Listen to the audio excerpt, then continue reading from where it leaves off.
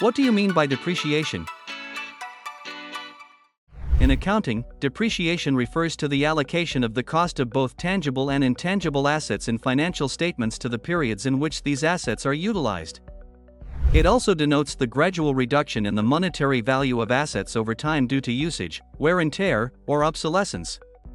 Depreciation provides insight into how much of an asset's value has been consumed, allowing companies to generate revenue while expensing a portion of the asset's cost each year it is in use. Failing to account for depreciation can adversely affect a company's profits. Typically, businesses depreciate long-term assets for accounting and tax benefits. Companies can receive tax deductions for the depreciation of an asset. However, the Internal Revenue Service (IRS) has established rules regarding the timing of these deductions. The carrying value of an asset, found on a company's balance sheet, is the difference between its historical cost and accumulated depreciation. In accounting, depreciation allows a firm to write off an asset's value over its useful life. For example, machinery and equipment can be expensive, and instead of recognizing the total cost in a single year, depreciation enables a company to spread that cost over time. For tangible assets like inventory, equipment, and machinery, the carrying cost is calculated as the original cost minus accumulated depreciation. For intangible assets, such as patents or intellectual property, the carrying cost is determined by subtracting the amortization expense from the historical cost.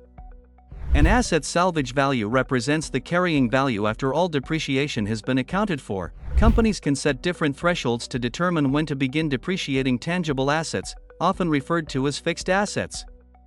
For instance, a medium-sized company might set a $900 threshold, while a larger company might establish a $12,000 threshold, expensing anything below that limit quickly. The depreciation rate is expressed as a percentage of the total amount depreciated each year.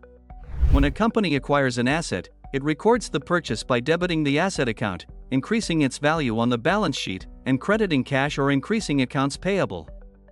These entries do not immediately affect the company's income statement. After completing an accounting cycle, an accountant will record depreciation for all capitalized assets that are not fully depreciated. The journal entry for this depreciation includes a debit to depreciation expense and a credit to accumulated depreciation. The debit to depreciation expense affects the income statement, while the credit to accumulated depreciation appears on the balance sheet. The company can write off its value over a useful life of 20 years. By doing so, the business can enhance its income. If the machinery has a salvage value of $20,000 at the end of its useful life, the annual depreciation expense can be calculated as the difference between the initial cost and salvage value divided by the useful life. This leads to a depreciation expense of $2,000 each year. This approach allows the firm to only expense $2,000 against net income annually until the asset's value reaches the salvage value of $20,000 after 20 years. The most common types of depreciation include the straight-line method, which allocates equal depreciation expense over the asset's useful life, and the declining balance method, which is suitable for assets that quickly lose value, such as electronics. The double declining balance (DDB) method accounts for depreciation at double the rate of the declining balance method, leading to higher expenses in the early years.